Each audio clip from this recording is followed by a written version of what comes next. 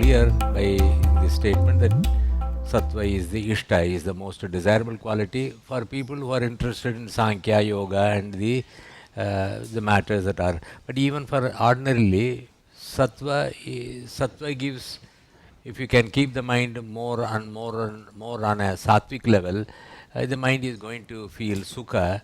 Whereas when it is going to be in a rajasic level, it is going to feel a lot of dukkha, and then if it is going to be maintained at the tamasic level, it's called vishada, confusion will be there. So these are the three things that are mentioned in this, and then unfortunately, of course, Sankhya tells you what are the three gunas, and then the effects about them, and the yoga takes the necessary, tells you what are the various things that we have to do, so that we can make the what do you call, get the sattvic samskaras. You need sattvic samskaras so that the mind will be calm. You'll be able to your span of attention will be more. You'll get more and more interested in these kind of things, and then over a period of time, when you keep your mind in a sattvic mode, there is a sense of peace, and then you are able to you relate to that sense of peace on a more constant basis. If you really keep your mind agitated, so the mind becomes completely rajasic. In fact, I think I mentioned to you, there is if you keep your mind in a tamasic mode, there is dukkha, what you call the samskara dukkha is there. So from all points of view, having explained about the three natures, of the three, the one that is most desirable for everyone is to keep oneself in a sattvic mode, right? You have to, and then the yoga tells you what are the methods that will help. Some people are born sattvic, those people can get into meditation, samadhi very easily. Some others are not, we have a rajasic tendency or a tamasic tendency. So depending upon that, we got to, what you call, modify our yoga practice so that over a period of time, become habitually sattvic rather than remaining in a rajasic or a tamasic person. A sattvic mind can understand things well, will remain more and more, what you call, peaceful. See, these are the desirable qualities. So even if you don't want to achieve the ultimate goal of the Chittavriti Nirodha or whatever they are talking about, basically for you to go through life without much agitation, it is better to develop methods, practices that will help to, what you call, to bring up sattva and then maintain sattvic mode for a longer and longer period of time. And another thing that we'll have to understand is these are what you call samskara. The brain is nothing but a reminder of our samskara. Samskara sesham hi chittam. You see?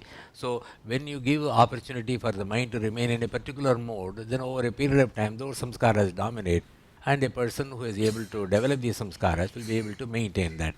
So yoga not only changes the habit but also helps to maintain the positive samskaras, right? Okay, so we'll go to the next shloka.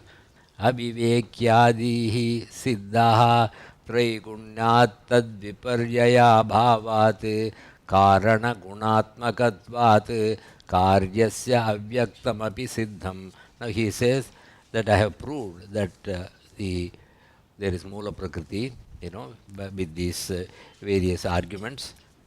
Ultimately says Traigunyat. Do you have the shloka with you? Traigunyat. What is the first word? Huh? Okay, we have got to rearrange the, So we will take the first word, Traigunyat, due to the three gunas being common.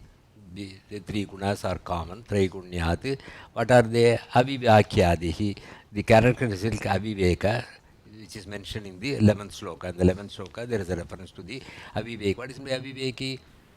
Non-discriminating. We have already seen that in the 11th shloka. Which are the characteristics of the, what you call, the three gunas?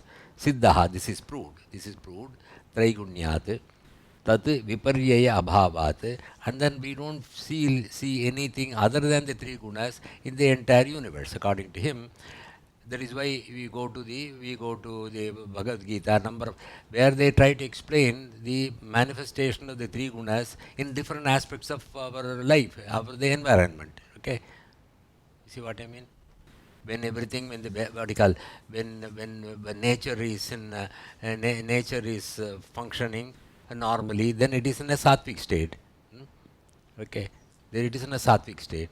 There are agitations, then it is in a rajasic or a tamasic state. Okay, so that happens in individuals also. There are some people who are highly rajasic, some people who are highly tamasic, some people who are highly sattvic. We are able to see the differences also among all the people. So, because the three gunas are permeating the entire universe, it is, he says, I have proved that the Moola Prakriti also has got the three gunas. Vivekyadi, tat viparyaya abhavat. Because there is nothing other than these three. Okay, matter basically is tamasic. All, see, in science we got two things. What do you call energy and matter? Matter and energy. Here they say energy, matter, and order. Okay, energy, matter, and order. Energy and matter by themselves cannot, you can't explain the way the universe is going about by these. There should be another factor which is called, so that is why they say at the cosmic level, cosmic order, then there is chaos, then there is energy. Then at the individual level, there is order in us, there is order in us, there is chaos in us, there is also energy in us. So chaos is due to tamas, the order is due to sattva, the energy that you have is due to rajas. So you can find it in the entire universe according to, so the three gunas permeate the entire universe. They are in a state of equilibrium in the, in the Moola Prakriti stage. So, and this can be, you can see that at the microcosmic level also. You can see it in the outside world, you can see it in your own self as mentioned in the previous shloka. In the previous shloka, you see that the, the three gunas permeate the, the Sukshma Sharira, we'll come to that, which is made up of the, the 23 tattvas, to the 23 tattvas, permeated by the three gunas for the Moola Prakriti. So they can't be independent of each other. Yeah, that, yes. The sattva state. Right. You need the tamas and rajas to be in that. Right. You become more and more sattvic, and then the influence of rajas and tamas may start coming down. But see, because every day, you think, and then the physiologically you need to take rest. You take the rest. So the tamas will have to dominate for a period of time. So that is why if tamas dominates, supported by sattva, you get a peaceful, sattvic nidra, good sleep. On the other hand, if the sleep is supported by rajas, you got nightmares, dreams and nightmares. You see, so tamas will dominate for a period of time. In fact, that is where you got to go through the various texts. They say that, sattva dominates during the early hours of the morning. In the early hours of the morning, sattva dominates. During the entire day, rajas dominates. Entire night, tamas dominates. So that's why they say you should not keep awake for too long during night, because tamas dominates, and if you start acting during tamas, you do all sorts of things. So that is why in the daytime, rajas dominates. Don't sleep during the daytime. So like that, they try to explain everything in terms of the three gunas. I don't know whether I answered your question. Sometimes I go off. Traigunyat avivekyadihi siddhaha tat viparyaya abhavat. There is nothing different from this. Everywhere you will be able to see the signature of the three gunas in the entire universe. Right. Abhavat. Karyasya. In fact, the yoga and Vedanta, they concur with the Sankhya views about the three gunas.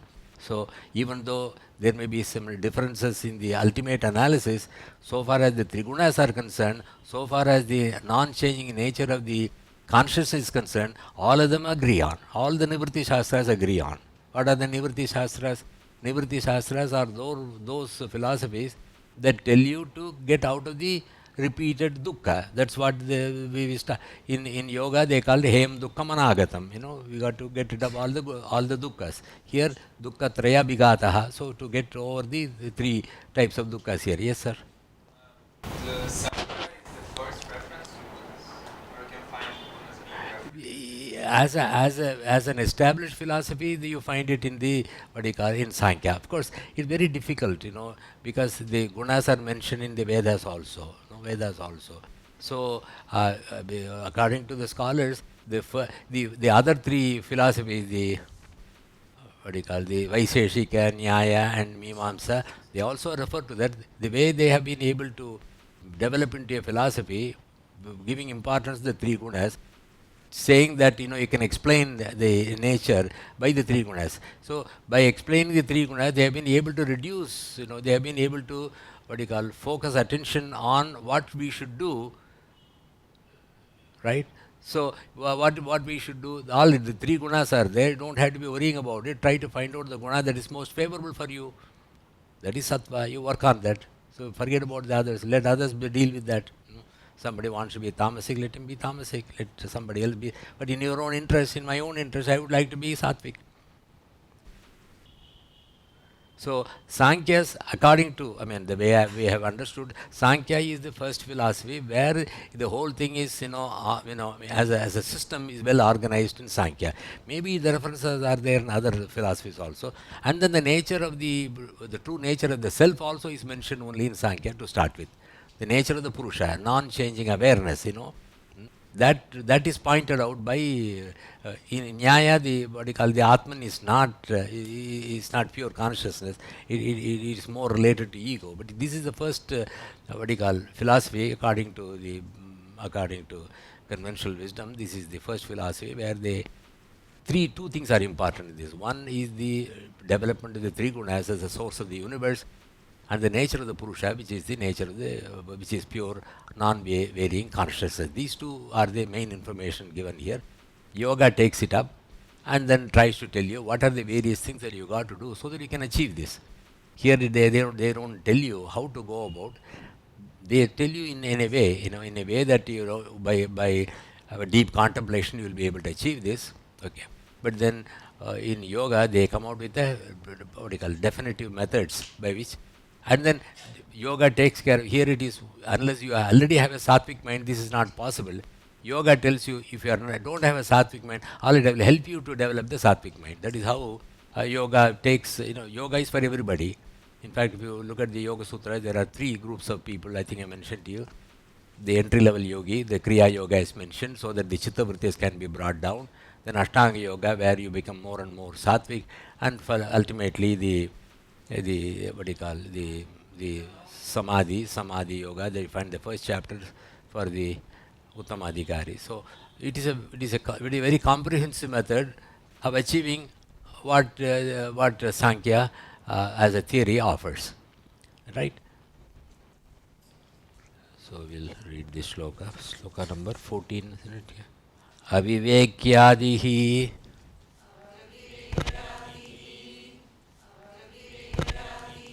siddhaha त्रैगुण्यात्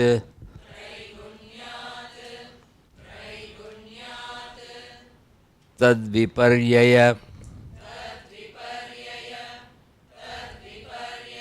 अभावात् कारण गुणात्मकत्वात्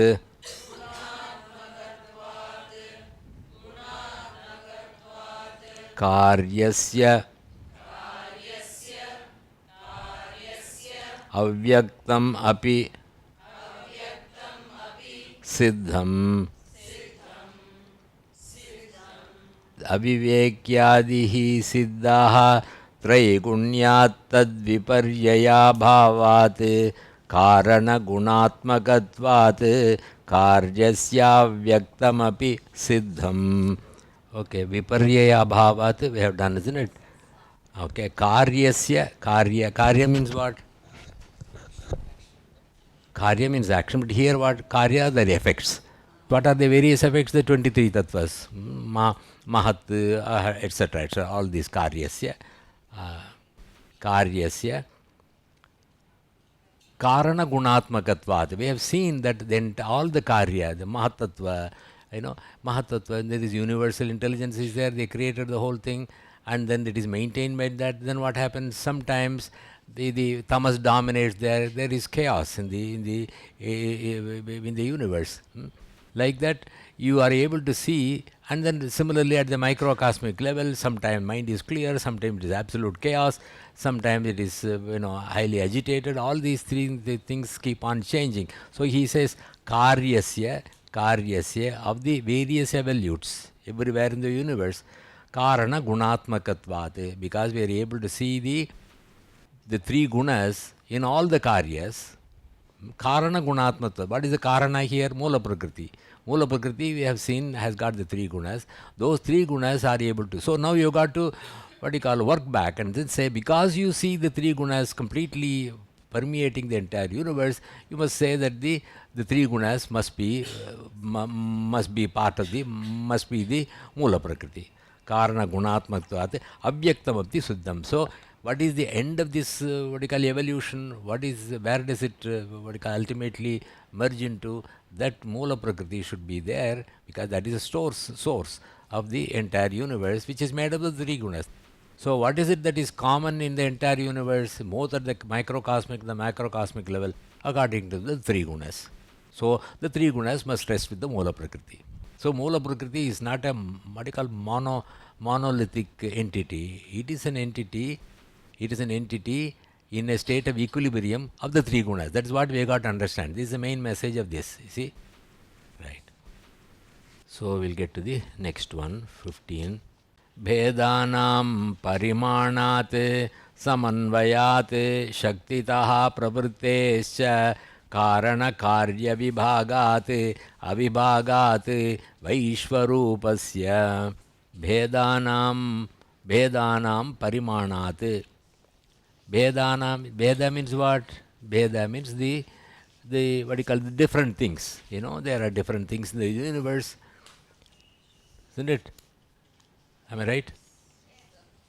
Bhedanam, the various different things. There are so many different people here. There are so many different objects in the universe. Bhedanam, all the hundreds and hundreds of different objects. Parimanat, because all these objects are finite. Parimanat, samanvayat. But even though they are all finite, samanvayat, you are able to see, there is able to see something common in all of them. What is common in all of them? The three gunas. Bhedanam parimanat, even though they are limited and all that, samanvayat, there is something common. What permeates all of them? The three gunas. Samanvayat, shaktitaha pravrittete. How did the products get these, the gunas? It has to come from the source. It has come from the source. Pravrittescha karana karya vibhagat. Okay, since there is a difference between cause and effect, Vaishwarupasya, ultimately, even though all these objects are different, ultimately the Vishwarupa means the universe. The universe is ultimately going to merge with the Moola Prakriti, Avibhagacha, that is final dissolution. Because of all these things, he says, we have got to infer that the Pradhana exists. You don't look impressed. Any questions at this? Think about it. Bhedanam parimanat samanvayat shaktitaha pravrittehe karanakarya vibhagat vaishwarupasya avibhagacha. There are 5 reasons he gives. He gives 5 reasons why, why Pradhana exists. He gives 5 reasons. What are the 5 reasons? Bhedanam parimanat. Since various objects are finite, that is one. Samanvayati, even though they are finite, there is something common in all of them. What is common in all of them? The 3 gunas. The dominance may vary, but the gunas are permeating in all the entire universe. Shaktitaha pravrittescha. So we can infer that the gunas have come from the Moola Prakriti. Then Karana Karya Vibhagat, Karana Karya Vibhagat. Karya means the effects. Karana is the cause. What is the cause? What is Karana here? What? Moola Prakriti is the Karana. What is the Vibhaga? Vibhaga is the other various products. Karana Karya Vibhagat. Difference between the cause and Vaishwarupasya Avibhagat. Ultimately, the Vishwarupa, the Vishwa. Vishwarupa is the universe, okay? The Vishwarupa. Avibhagat. Ultimately, it is going to merge with the Moola Prakriti. This is exactly what is said by in science also. Ultimately, all the stars die, and then what do you call? Ultimately, they get back to the singularity, and then the evolution starts over again, right? Good. Bhedanam parimanat samanvayat shaktitah pravrittescha karana कार्य विभागात् अविभागात्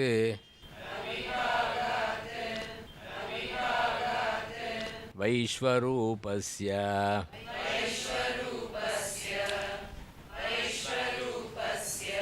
भेदानां परिमाणात् समन्वयात् शक्तितः प्रवृत्तेः च कारणकार्यविभागात् अविभागात् वैश्वरूपस्य. So actually you'll see there are five. First one is भेदानां परिमाणात्. That is one. The second one is samanvayat. The third one shaktitah pravrittehe cha. Then karana karya vibhagat, that's the fourth one. And the last one is vaishwarupasya avibhagat. These are the five reasons why he says the Moola Prakriti is proved. We'll go to the next one. Karanamastyavyaktam pravartate trigunataha samudayach parinamataha salilavat pratipratiguna ashraya visheshat. Okay. So he says, avyaktam karanamasti. So he wants to say that, with this he has proved that there has to be an avyakta. Avyaktam karanamasti. Avyakta is what? Moola Prakriti. Avyakta, Moola Prakriti, Pradhana, all refer to the same source of the universe. Avyaktam karanamasti. Okay, he says, avyakta karanamasti. Avyakta is the karana for the entire universe. Then you have got to say, because yataha trigunataha samudayat. Okay. Trigunataha means made up of the three gunas. Made up of the three gunas. Samudayat. Samudaya means the three gunas permeate the entire universe. Samudayat, because it permeates the entire universe. How does it do that? Salilavat. He gives the example of Salilavat. Salila means water. Salila means water. When it rains, what happens? It all depends upon where it falls. It falls in a river, it becomes again the same water. Then it can fall on red soil, it becomes red. It falls on a black soil, it becomes black. It takes the... So the three gunas, the three gunas, what do you call, appear different because they permeate different types of bodies. Trigunataha samudayat salilavat prati gunashraya. Prati means individual. Prati means individual. Gunashraya, residing in the gunas, residing visheshat, specifically parinamataha, modified, mahadadi pravartate, right? What is the function of the mahat? Is universal intelligence. Where sattva dominates, the other two gunas are also there. Okay? It functions in a particular way. But it is made up of the three gunas. Then ahankara tattva comes. When ahankara tattva comes, rajas dominates, but still the three gunas permeate that. So in the entire evolution, according to them, all the three gunas permeate, they appear to be different. He gives the example of like water falling on different soils. They take a different kind of hue, red soil, black soil, or whatever. They look different. So the three gunas, depending upon the dominance of one of the three gunas, it appears to be different. Avyaktam karanamasti. The avyakta is what? The Moola Prakriti is the root cause of everything, because trigunataha samudayat. Trigunataha, all the three gunas, okay. What do you call samudaya? Samudaya means it is everywhere in the entire universe, in all the manifestations. Salilavat, he gives an example, like water, salilavat, prati gunashraya visheshat. Prati every object, gunashraya visheshat. What is gunashraya? The what do you call the support of one guna to the other. Gunashraya visheshat. It is different because of the uniqueness of each and every object. Some objects are sattvic dominated, rajas dominated, and even there the proportion is different. Some are highly sattvic, some are highly rajasic, some are highly tamasic. So depending upon that, salilavat, visheshat, parinamataha, and they are modified. You see, every object, take the gunas, the te gunas, depending upon the different proportion of the, and then they appear to be different objects. Mahadadi pravartate. And all the, what do you call, vyakta, pravartate, they function. Does it make sense? No. Doesn't make sense. Ultimately, what he is trying to do is, the entire universe is only three gunas. The three gunas, because of the different, different proportions, combinations, they appear to be different. So, what we got to understand in the whole thing is, even though there are the evolution take place differently, we got to understand that the three gunas are the mainstay for the entire universe, right? So, can you, if we go to the Moola Prakrti and the three Gunas, Right. like how you put matter, energy and order, You see, there, how can we talk about it in the Moola matter? no, in the Moola Prakriti, all the three gunas are in a state of equilibrium. So you can't say where matter is, where energy is, and all that. Yeah. At that time, they are in equilibrium, state of equilibrium, so nothing dominates. Okay, so matter does not dominate, the energy does not dominate, nor the order dominate. They are all in a state of equilibrium, right? And then the first sattva dominates, and they got the first evolution. And then the rajas dominates, you get the second evolution. And then from there are two streams, there are two streams. There each guna dominates. See, unless one guna dominates, there cannot be any activity. If all the three forces are in equilibrium, there can't be any movement. If you and I oppose each other, there is no movement, right?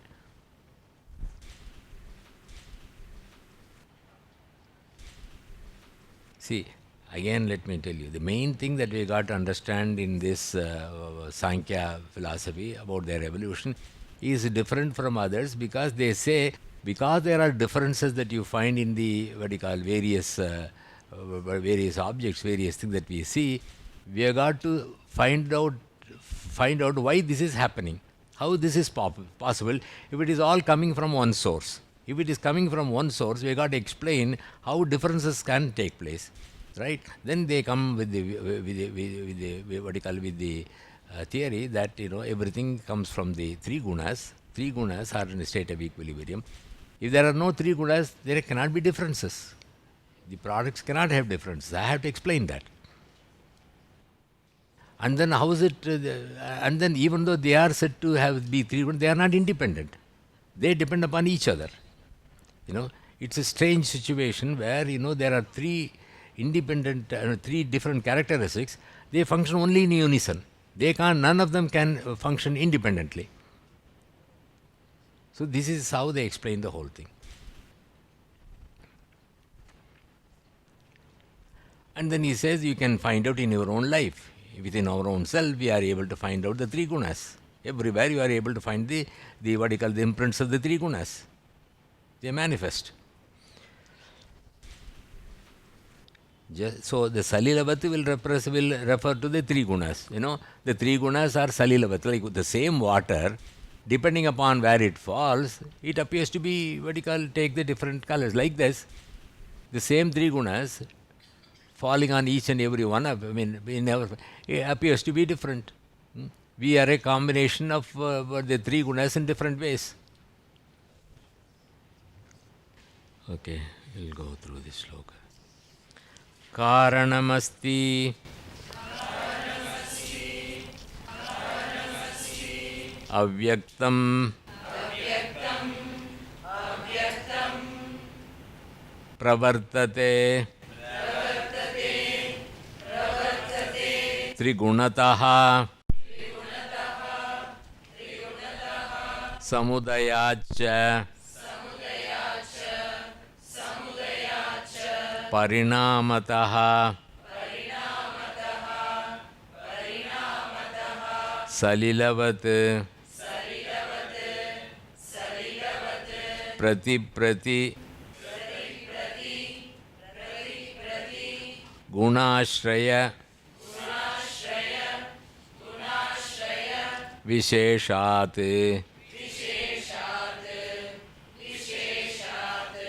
Gunashraya Visheshat. Every object supports the gunas differently.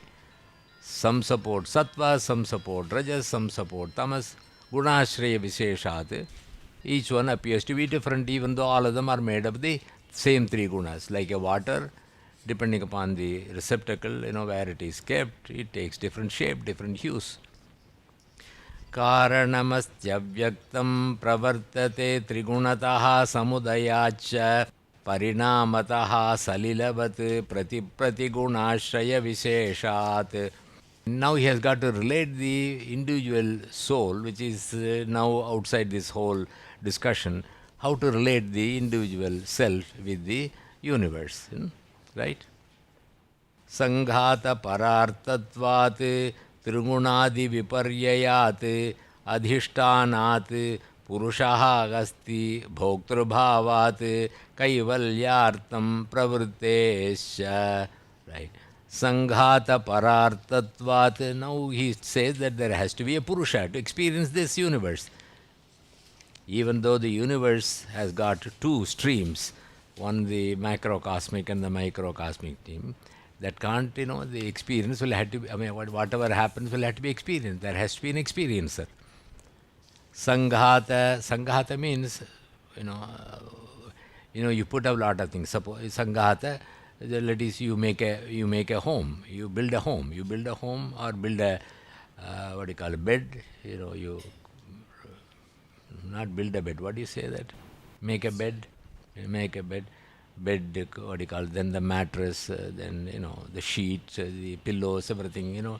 Number of things are added. So that, why do you do that? Parartatvat, for somebody to sleep. There's no point in doing everything if there is nothing is to be done.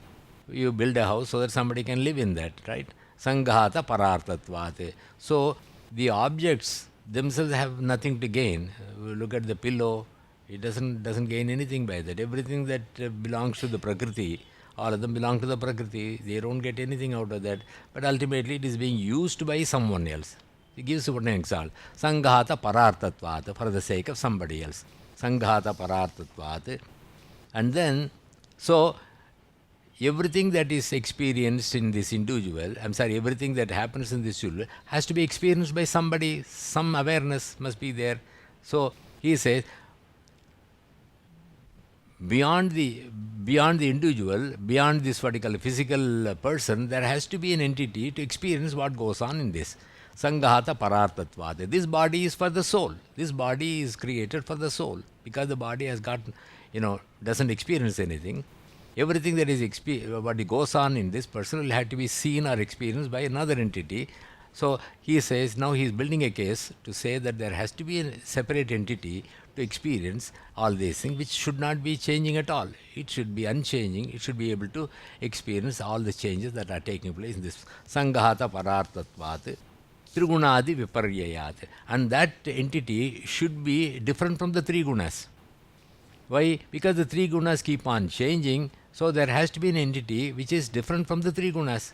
So trigunadi viparyayat. Adhishtanat. Adhishtanat means there should be a focus. There should be something which is focus. Adhishtana means which is something which does not change. Adhishtana means something which does not change. There has to be something which does not change, whereas the three gunas keep on changing. Adhishtanat, bhoktru bhavatecha. And then there has to be an experiencer. That's what happens in us. We experience something, isn't it? There is an experience that is taking place. So, bhoktru bhavate, because experience is taking place in us, there has to be an experiencer. Bhoktru bhavate. And then ultimately, kaivalyartam. Kaivalyartam means what? Bhoktru bhavate and kaivalyartam. to be able to achieve the ultimate goal of Kaivalya, freedom from the Prakrti. So who creates the freedom from Prakrti? The Prakrti itself. Sanghata means you collect. The entire universe is collected for what?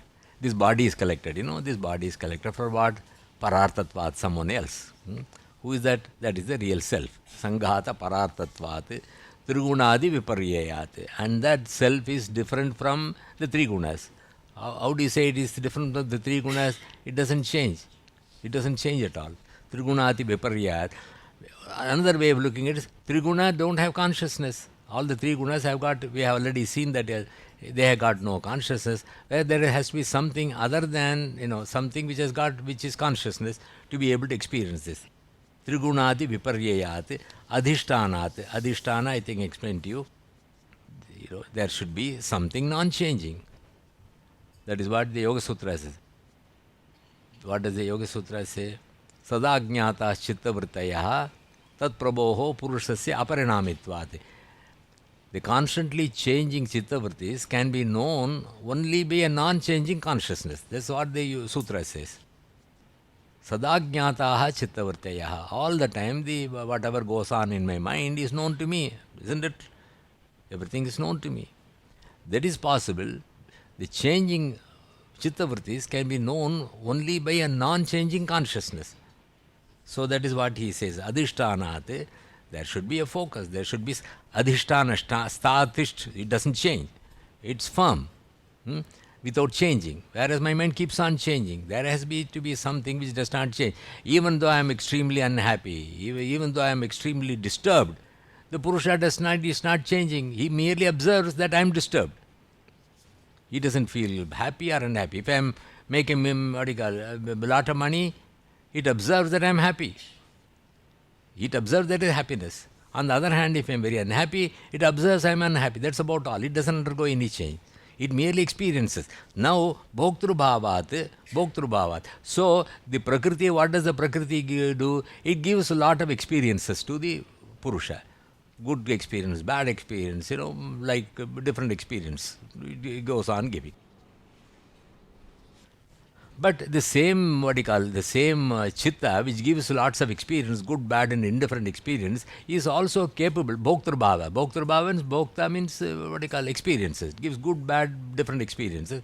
The same chitta can also give you another experience called kaivalya. What is that kaivalya? On understanding the nature of self, it can come to a stop. Pardon? Bhoga bhavarkartham drishyam. You see, that's what the Yoga Sutras say.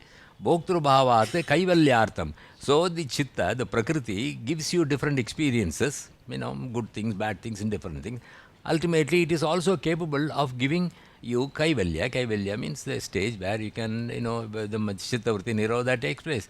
When the mind, instead of running around trying to understand a lot of outside objects, they can spend some time, go through the Sāṁkhya Kārikā, go through the Yoga Sutras, come to a conclusion, okay, this is the self, this is not the self.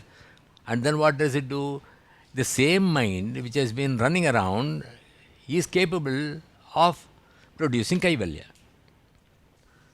Kaivalyartham pravartatecha. So Prakriti acts both to give you experiences to the Purusha, and also it is there to give you kaivalya, or the release of that. So he says, because of all these things, Purushaha asti, there has to be an independent Purusha to experience this. Now, he said the last few shlokas, he tries to explain that there has to be a Moola Prakriti consisting of the three gunas. He says, I have established that, I have proved that. Now he says, there has to be a separate individual consciousness to be able to experience all these things that is taking place. The Prakriti has got no consciousness, it cannot experience. So, but it can produce experiences. It can produce experiences, and there has to be a separate experiencer for that, and that should be non-changing awareness. And then to that, the Purusha, the Chitta, can give you experiences and also create the Chittavritti Nirodha, which is Kaivalya. Does it make sense? I hope so. Huh? Yeah, that is at the time of Kaivalya, the dukkha's go away because there are no Chittavritti, there is no dukkha. there are no Chittavritis, supposing my mind becomes completely, what you call, peaceful, there is no dukkha at all.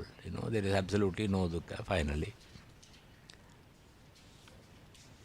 So he's now merely saying, he's trying to establish that there has to be a separate individual consciousness to be able to understand, to be able to experience everything that is produced by Prakrti. Right?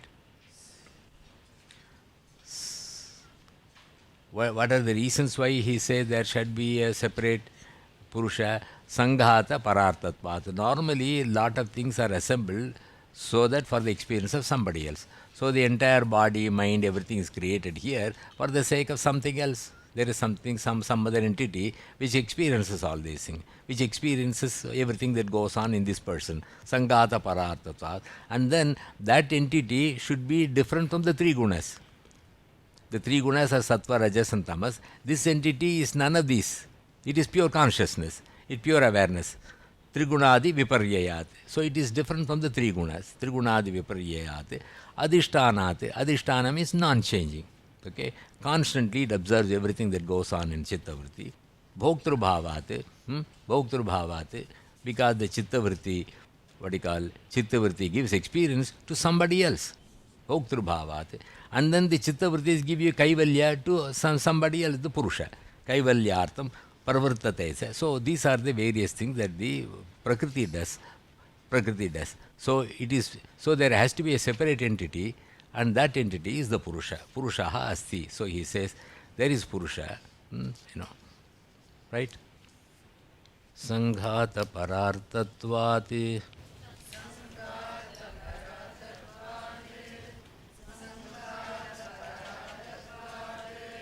Trigunadi Viparyayat Adhishtanat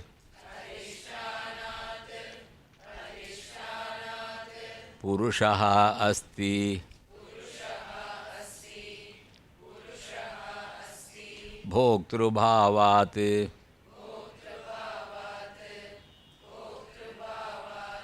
Kaivalyartham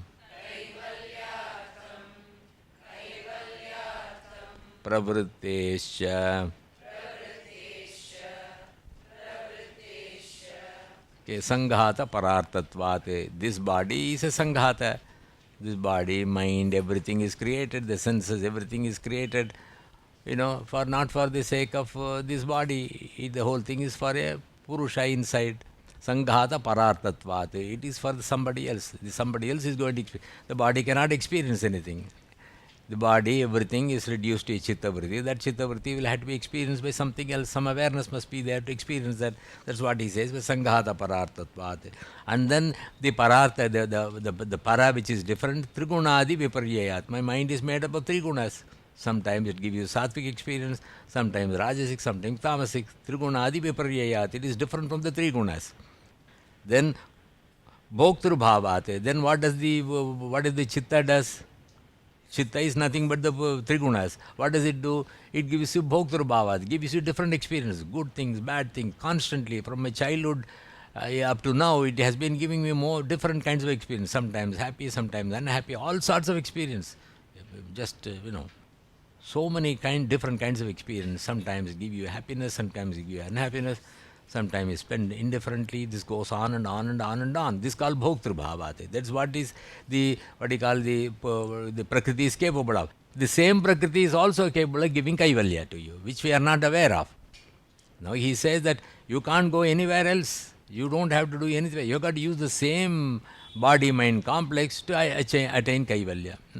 Instead of spending the time doing a lot of other things, you spend your time trying to, understand the nature of the soul, study the Sāṁkhya Kārikā, study the Yoga Sutras, contemplate about it, think about it, do your yoga practice, contemplate, meditate.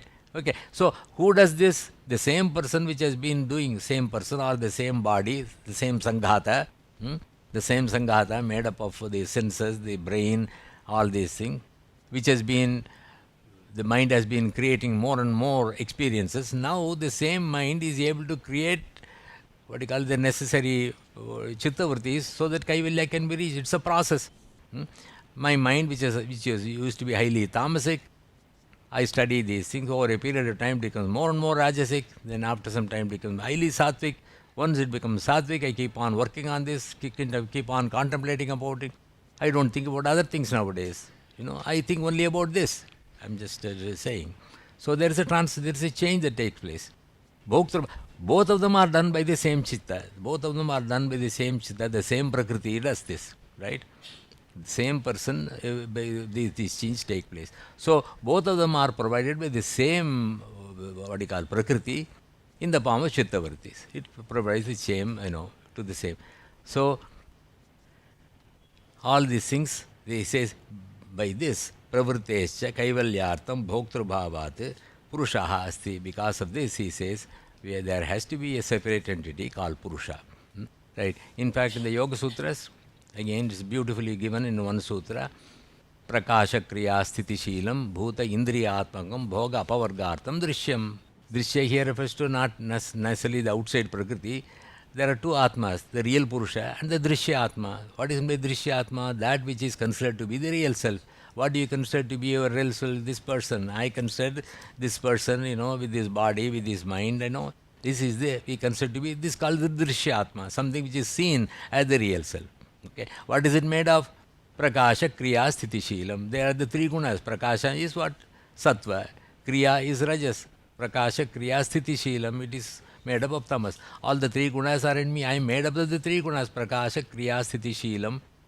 Bhuta, Indriya, Atmakam. In addition to that, I am made up of the five bhutas. What are the five bhutas? Prithvi, Apteyu, Vayu, Akasha. Five bhutas are there. Prakasha, Kriya, Sthiti, Sheelam. Bhuta, five bhutas, Indriyatmakam. There are 11 Indriyas in me, including the Antakarana, like the Buddhi and Ahankara. The 13 Indriyas are there. Bhuta, Indriyatmakam. Bhoga, Apavargartam. I can use this body, this person, for Bhoga experiences, or Apavarga, or for Kaivalya. I can use this for both purposes. Right? This is what he says. The same chitta, the same, the Sanghata. Sanghata means the assemblage of, he used the word Sanghata here. There he uses, Patanjali uses, Drishya Atma. They use the word Drishya Atma, right? These are the two different terms. And both of them say it all depends upon the individual. You can use your lifetime, you can use your body for either more and more worldly experience. What happens if you keep on using your body and mind for worldly experiences? This is endless. This is what we start with. The three types of dukkha are going to be produced by the world. It goes on and on and on and on. But sometime or other, in fact, one of the texts in Vedanta, they say every individual, every creature means every creature, including an ant or a bug, when it becomes a human being, you don't believe that? No. Ants can become human beings and Indras can become ants. So everything can happen in that. Why did I say this? Huh? Yes, they say that sometime during this cycle, you go on and on. Sometime every creature will have to sit down, sit back, step back, and then contemplate on these things. What is the real nature of myself? Everything will have to come to that. There is you keep on going in circles. Go on, keep on going. Ultimately, it may be this janma, it may be 100 janmas later, or a million janmas later. It doesn't matter. Everybody will have to come to this, will have to come to this. It's a Vedantic statement, you see. Only thing is, yes, it has to, So he says, don't worry about others. They will do it at their own time, their own time. If you think that it is time for you to go ahead and do it, go ahead and do it. Don't worry about other people. Your time is there. You go ahead and do it and then get the kaivalya or whatever, moksha or whatever you want. Right. Sanghata pararthatvat trigunadi viparyayat adhishthānāt Purushosti Bhoktrbhavat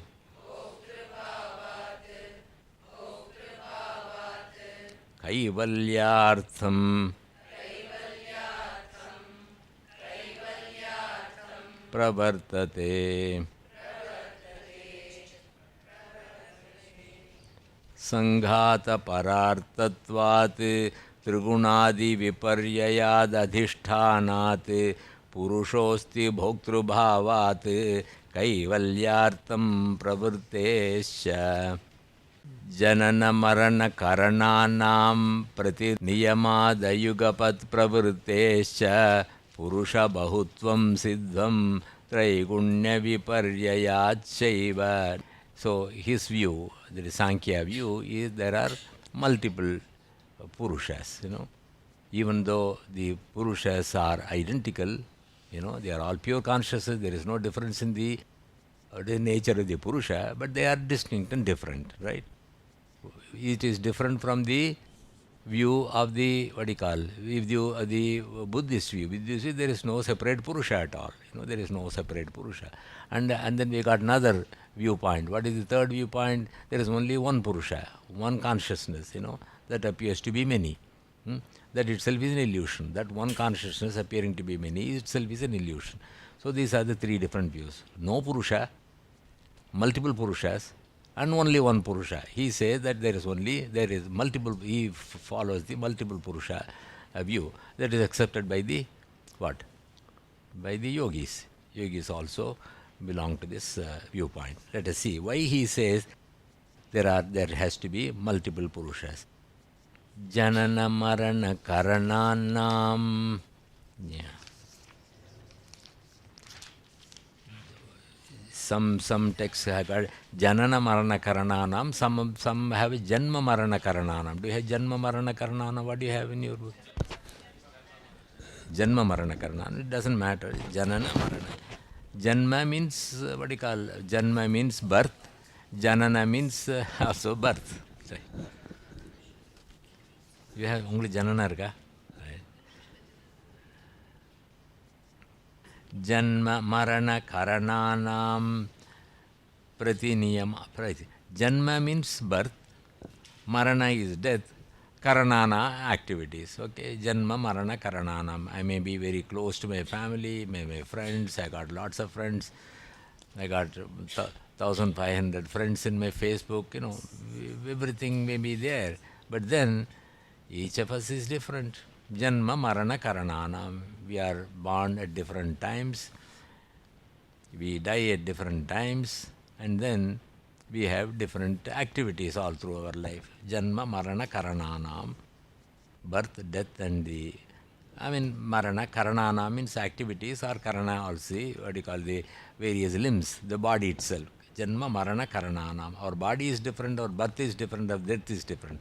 Janma Marana Karananam Pratiniyamate. Pratiniyamate. Prati means individual. For each and every individual, Niyamate is separate. Niyama is your body is like this. You are born at a particular time. You develop. You have a different kind of body. You got different body karana, and then ultimately you die at a particular time. Janma Marana Karanan Pratiniyamate. It is different. Prati means separate.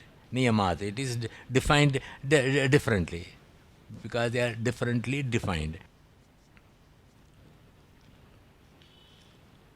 Okay, Ayugapati, they are all Yugapati means there is no, these three, Janma, Marana, Karana, Ayugapati, they are not, Yugapati means they are not connected, like a yoke, two bulls are connected by a yoke. Ayugapati, no, there is no connection between your life, your death, and your life experience, or your body, and the birth, death, and the Karana, the body. There is absolutely no connection between these two, right? However much we may be good friends, these are different. Ayugapati, Pravrtesya, and all the activities are also different, all the activities are different. Our life, death, and bodies are different. Ayugapati, they are not connected. And our vertical activities are also not connected. Ayugapat pravrittescha. And then Traigunya Viparyata. Another thing that you find is the gunas are also varying. Some are sattvic, some are rajasic, some are tamasic, and some are highly rajasic, some are highly tamasic. No, different proportions are there. Okay. So Traigunya Viparyat, because of the difference in the three gunas, Traigunya Viparyacha eva Purusha Bahutvam Siddham. So because of all these things, everything is experienced differently. So one one Purusha cannot experience all these things. You see, that is his argument. He said one Purusha cannot. So each individual has got a separate Purusha. So Purusha Bahutvam Siddham, he says, one has to admit that there are different Purushas taking place. Does it make sense? Yes. So, when we are talking about Purusha, different Purushas, Yes. so different Purushas are made up of different Samaskaras also. No. We are now talking only about the Purusha. Purusha is different from the Chitta. He says, in addition to saying that he wants to argue against the view that there is no Purusha, and also he wants, in the previous shloka, he argued against those philosophies which say that there is no Purusha, there is no soul. Okay.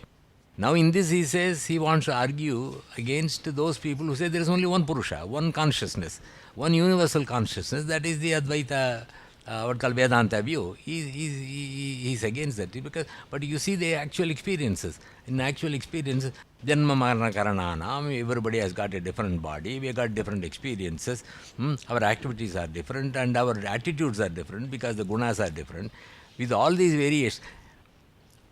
variations are pertaining to the, now when you go to the Vedanta, they will say these variations that you are talking about pertain to the Prakrti, not to the Purusha. So they are going to come back and argue, but here this argument is because each and every every entity provides different experiences, so there has to be different Purushas to experience these various different experiences. Because, there is a different span of life, there is a different kind of experience during that particular span of life, so there has to be a separate Purusha to experience all these things. So this is the next one, right? So there are the two other views at this point. Is one view is there is only one Purusha, one consciousness. The other view is there is no Purusha, there is no separate consciousness other than the whole system, which is the Buddhist view and also the commonly held view. You don't say that there is a separate consciousness. We don't think on this line. Default, we think that the body produces its own consciousness, right? So One Purusha concept. yes, yeah, one Purusha is a Vedanta philosophy. Vedanta, especially Advaita Vedanta, there. Yes. In fact, the last chapter he keeps on arguing about it. Yes. Pardon? Yes, every individual has got a consciousness inside. He says that's about all. In Vedanta, they try to answer it by saying that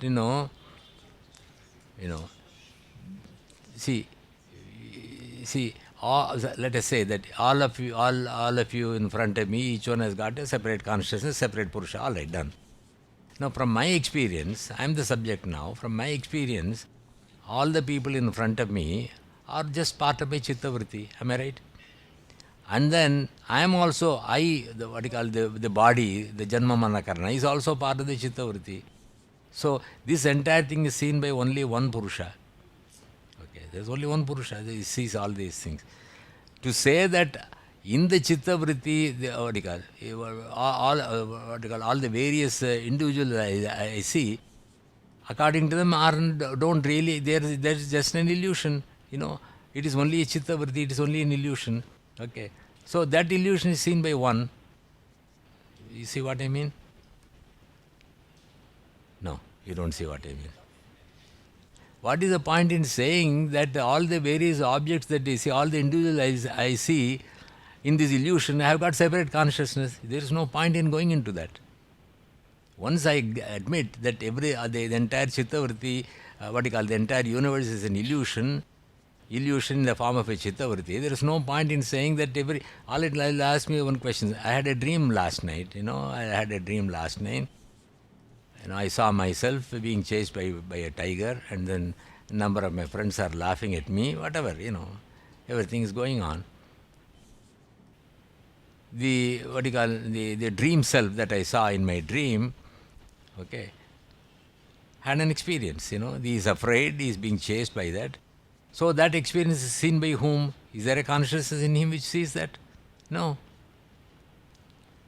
It is just an illusion where people appear. So if I start thinking that the entire universe is just an illusion according to the Vedantins, to say that each of the entities in the illusion has got a consciousness is an irrelevant question.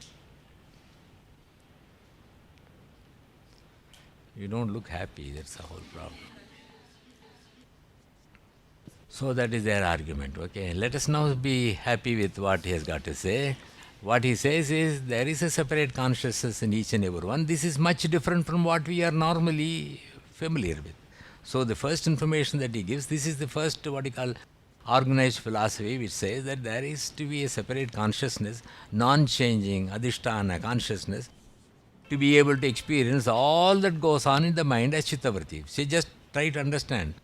Even though we may see a number of objects outside, the entire universe outside, and all, everything will have to be reduced to a thought, have to be reduced to a Chittavriti, isn't it? How do I see you? How do I see my friend there? As I told you, I can't see, there is no light. The light has to be there, light falls on him, light particles, what you call the Rupa Tanmatras will have to come to me, and they should have to be sent, signals will have to be sent to my brain, some part of the brain collects them, and then let us say that it is being projected again as a Chittavriti. So I see only the Chittavriti. I means not this person. The Chittavriti is seen by, because the Chittavriti does not contain only all the objects outside, it also contains me as part of the whole thing, isn't it? At this particular moment, I not only see all of you, I also feel that I am sitting here and talking. So the Chittavriti I have is a totality of the experience I have now. What is the experience I have now? What is the experience I have now? I am seeing all of you, I am talking. So I cannot merely say that I see you, I also have to include me, whomsoever I consider to be me, as part of the Chittavriti. And something else is seeing that is the Purusa. Right?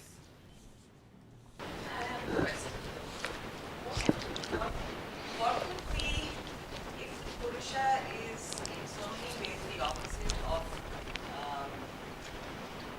the characteristics of Prakrti and all the tattvas? Yeah. It has different characteristics. No, it is. All Purushas be the same. Yes. The Are they different Purushas? No. See, Won't they all be the same? Essentially they are the same. They are identical, but they are not the same. They are identical. You have a 5 rupee note. I got a 5 rupee note. They are identical, but they are different. Okay, they are exactly the same. They have the same value. Likewise, the Purusha in you, the Purusha in me are identical, but they are not the same. Whereas the Advaitins say there is only one Purusha. There is only one Purusha. So that's the difference. So the Purusha does not have a lifespan. No, it is that we have seen that because it does not change, something which does not change has got no end. See, if something does not change, it has got no beginning, no end. So all of us, really, if I can identify with the Purusha, which is not, first thing that you got to do is to identify that the Purusha is not changing. But we don't do that because, as we get older, I am getting old, I got a backache, I got headache, see, you are able to see yourself only as an old man.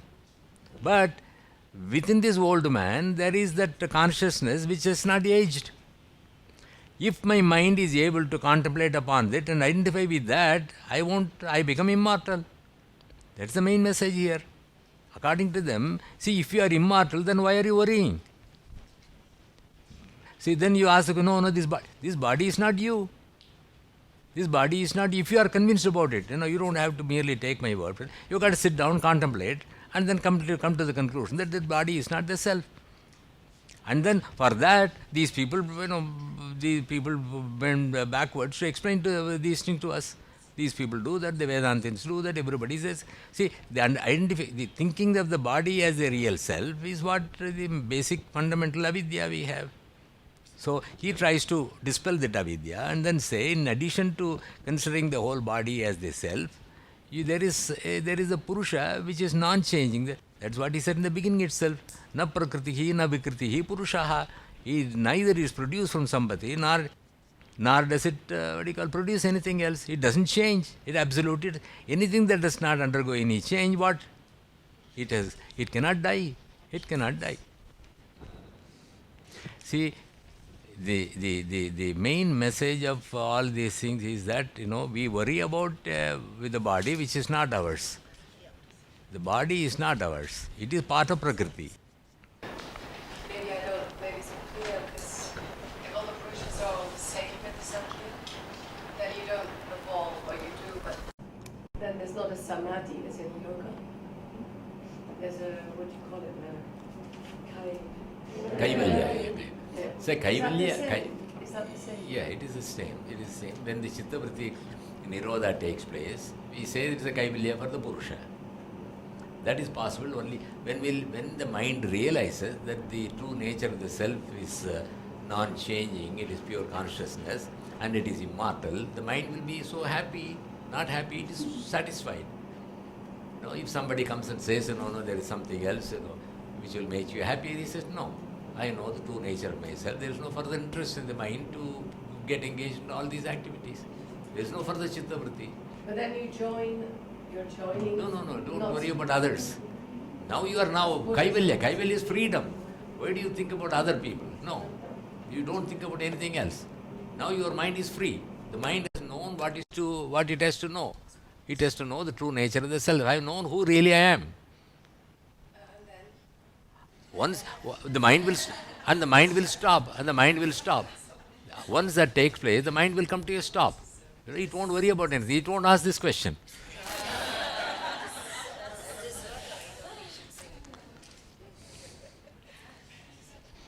Sir, can we say that in Yoga Sutra or Yoga, Yeah.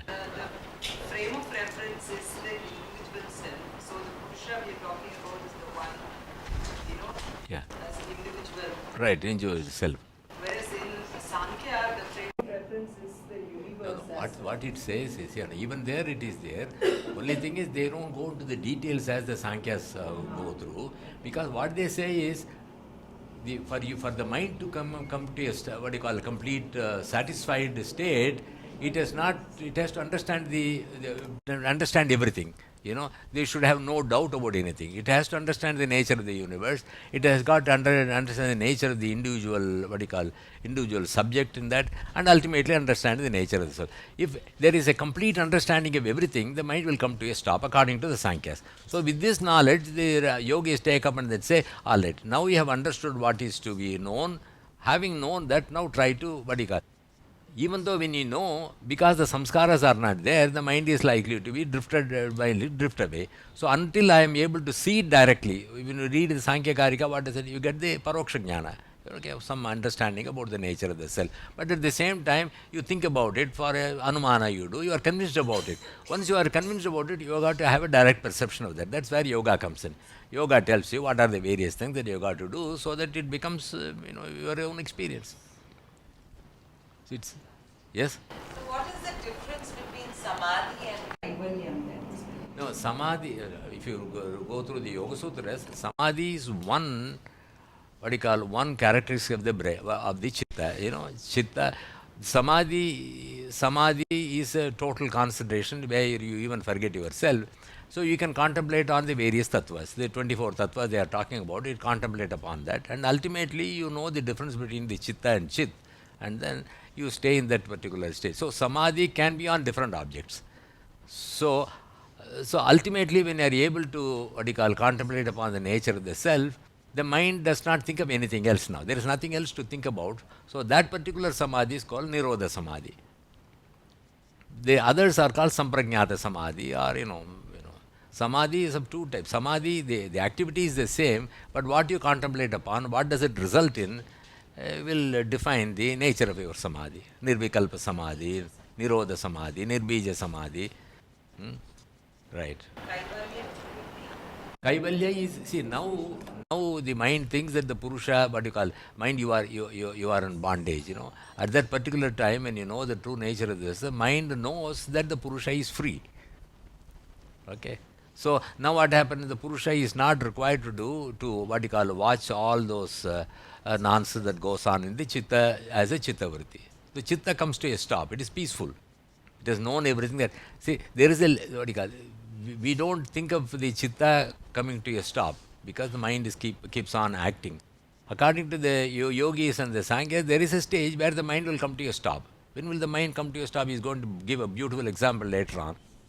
When will the mind come to? When the mind knows what is to be known. Supposing you want to, you are very anxious. You are sitting in your homes. You are, what do you call, your daughter or son or your some relative has gone abroad, and then you wait for a confirmation from them. At least the initial stages when you send your children abroad, you wait for a confirmation that they have reached that place. Okay. The moment you get the confirmation, until you get the confirmation, supposing you are expecting a call by 12 o'clock and then you don't get it by 12, by 1, by 2, you get anxious, right?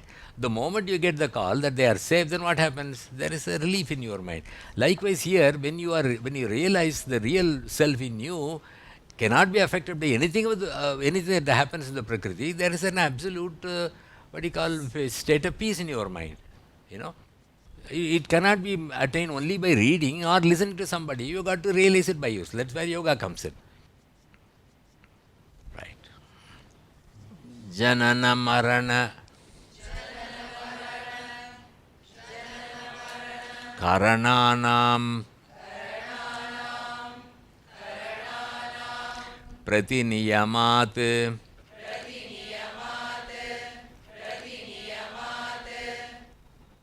Ayugapat Pravrittescha Purusha Bahutvam Siddham Traigunya Viparyayat Shaiva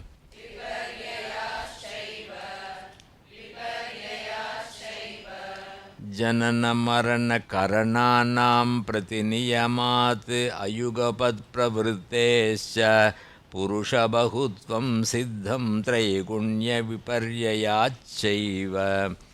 Go to one more shloka.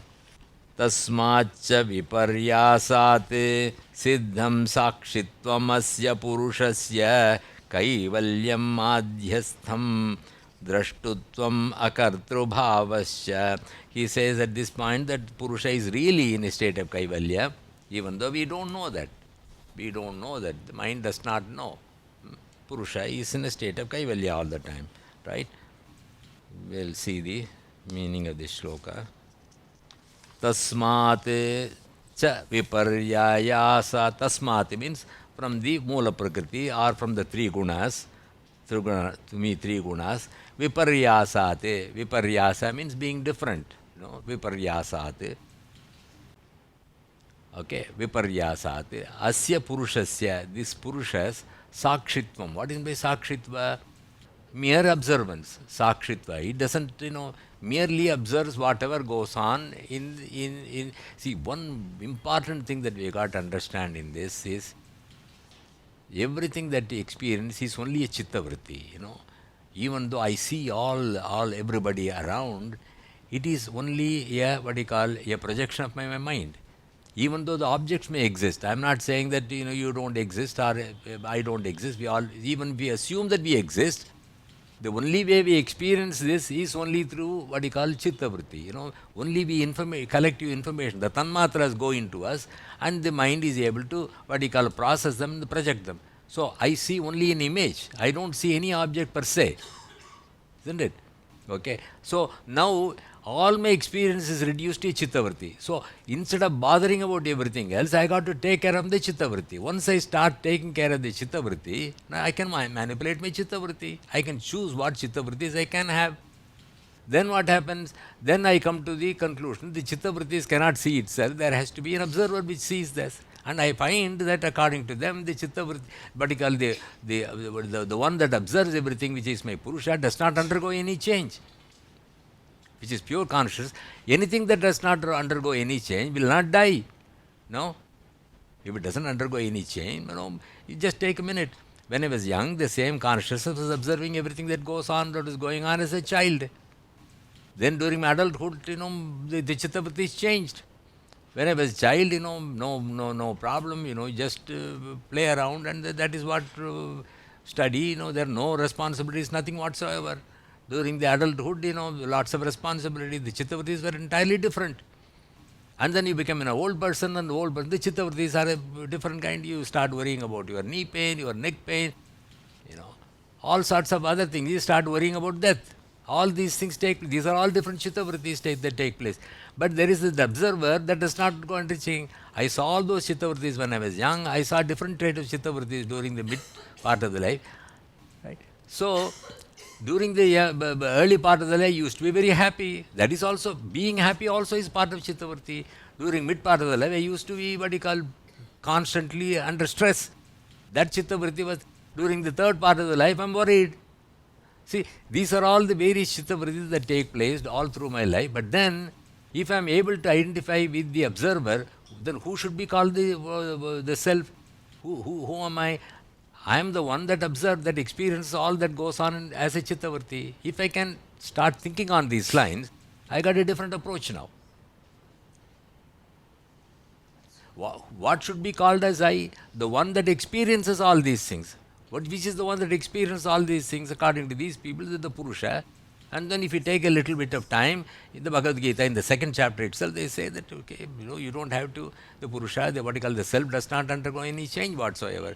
Look at that. When you are young, lots of things happen. There the Purusha did not undergo any change. It was just observing everything that was going on in your Chitta. Then different Chittavritis during the mid part of the life. So, Chittavritis change, but the Purusha does not change. This we'll have to understand that. Then in that case what happens, if I am able to shift my focus, instead of thinking the body-mind complex as this, that the Drishya Atma as the self, if I am able to start thinking, if my buddhi is able to think that the Purusha is the self, then I got a different approach to life. I know, I mean, I am not just saying what you call, I know, I realize, not only know, I realize that I am really the Purusha which does not undergo any change. That is my real nature. And then because it does not undergo any change, it can't die. Isn't it? It never got sick. I got sick. This physical body got sick. But if I am sick, it observes that I am sick. If I am healthy, it observes that I am healthy. If I can identify with that as the self, then I got a different approach to life. Yes? So is that an enlightened or realized state of being? No, that is not something that happens with, you got to go step by step. You see, what they are trying to say is, whatever you consider to be yourself, this is not the real self. And moreover, whatever you consider to be yourself is only a Chittavriti.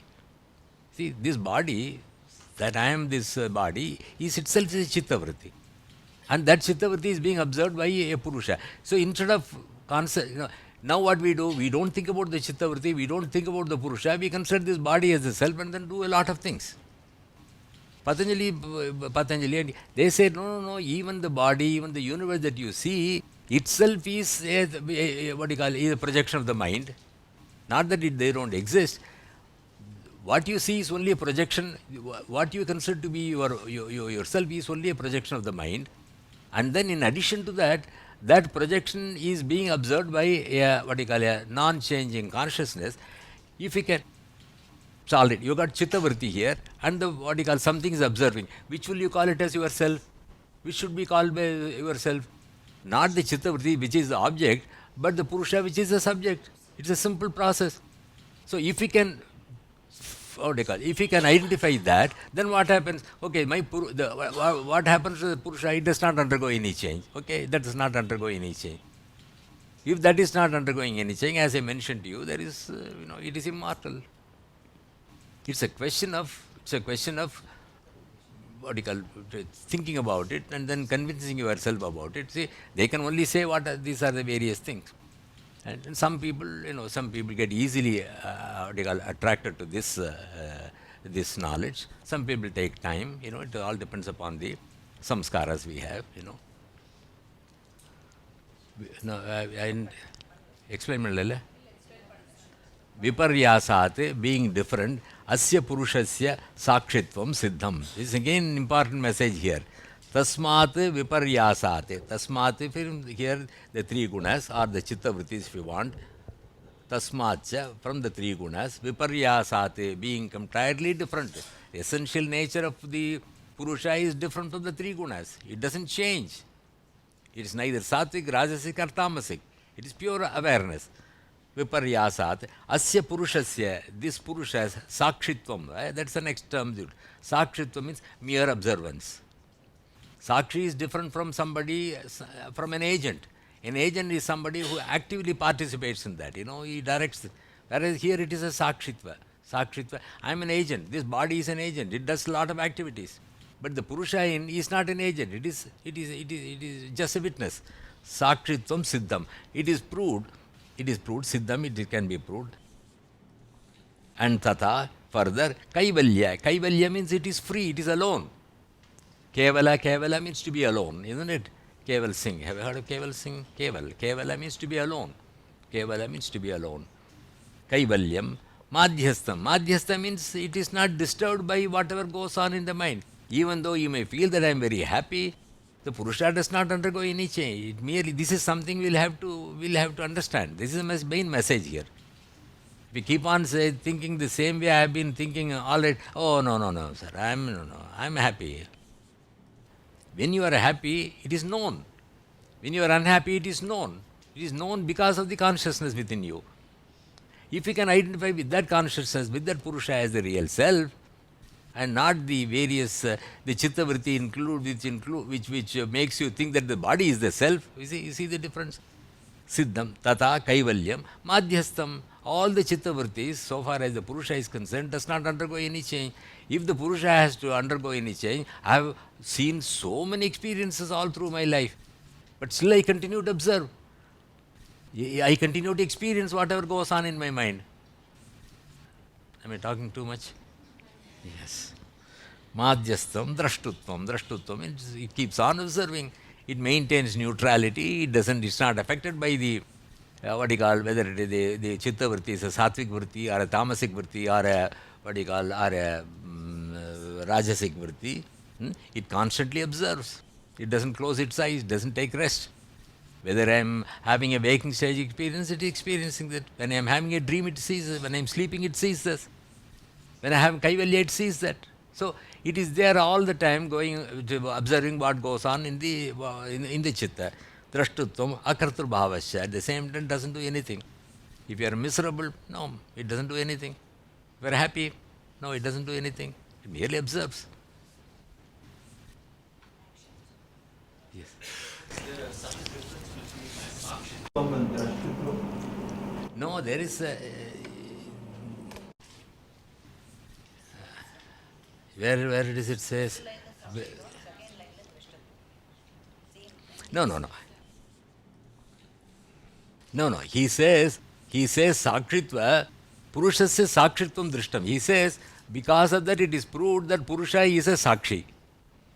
Okay. And then he says, then Kaivalyam Madhyasam Drishtam Akratur Bhavasya. It proves that Kaivalya means it is alone.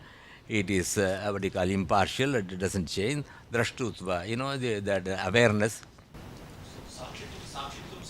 It is connected to the Siddham in this shloka. Asya Purushasya Sakshitva Siddham. Sakshitvam Siddham. So, see, the shloka is Tasmatcha Viparyasat Asya Purushasya Sakshitvam Siddham. And then he goes on to say that Purusha is Kaivalya, free. That is Madhyastha, it doesn't take sides. Drashtutvam, it is consciousness. Akartur Bhavasya, it doesn't do anything. It is Siddham, it is proved. Okay. Now we'll go through the shloka one more time. Shloka number 19, isn't it? So, Tasmatcha viparyasat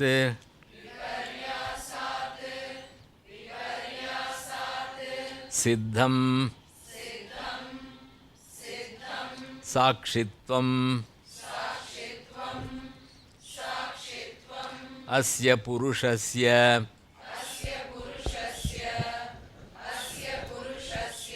kaivalyam madhyastyam drashtritvam akartrubhavasya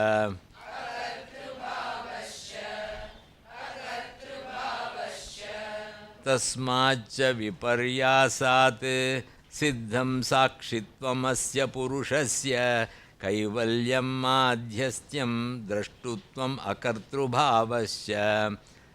See the what do you call the idea of non-changing consciousness as a self is not a very difficult concept. You know, it is not something you got to invent or think about. It is there. In fact, it is very easy to, if you follow the thought process of Yoga Sutras. You got to understand this. All our experiences are only Chittavritis. That's the biggest contribution of yoga. Biggest contribution of yoga is, even though there are multitude activities and all that, everything is said, it is reduced to a Chittavriti. That's why yoga is Chittavriti Nirodha. He never bothered about explaining other things. Yoga is a, what do you call, because whatever he experienced, only a Chittavriti. And then he divided them into 5 groups, whereas Sankhya people don't want to get into it. They merely say that, okay, only the vritti we are concerned, chitta vritti we are concerned with the pramana vritti. I want to know the truth about all these things. I want to know the truth about myself. I want to know the truth about everything. So they concentrate upon the pramana vritti. And then Patanjali took it up all it.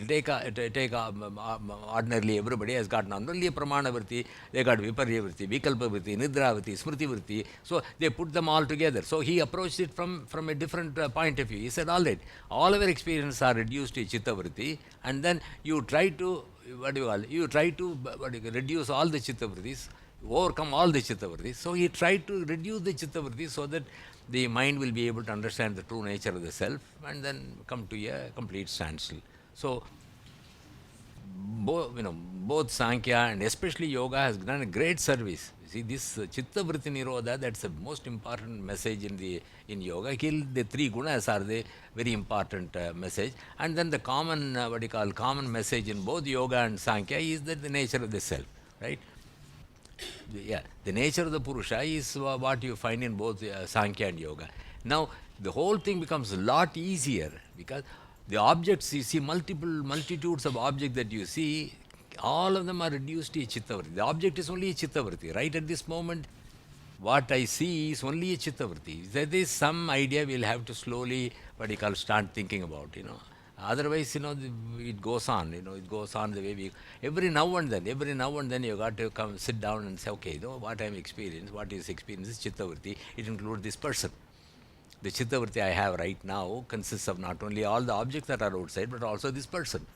And then, who experiences that particular Chittavriti? It is the real consciousness in me which does not undergo any change. This is the message. Okay. Which one? No, that's a term, an English term, observing or experiencing, right? वनमाली गदीशारंगे शंकी चक्री चनंदके श्रीमान नारायणो विष्णुर्वासुदेवो विरक्षते यज्ञेशाचित गोविंद माधवानंद केशवा कृष्ण विष्णु ऋषिकेश वासुदेव नमोस्तुते शंख चक्र गदापाणे श्रीमद्वारका निलयाच्युत गोविंद पुंडरीकाक्षर क्षमां शरणागतम नमो ब्रह्मण्य देवाय गो ब्राह्मण हिताय च जगद्धिताय कृष्णाय गोविंदाय नमो नमः ओम तत्सत् कृष्णार्पणमस्तु Srinivasacharya अवंतरुक्लेश्वर. Thank you very much.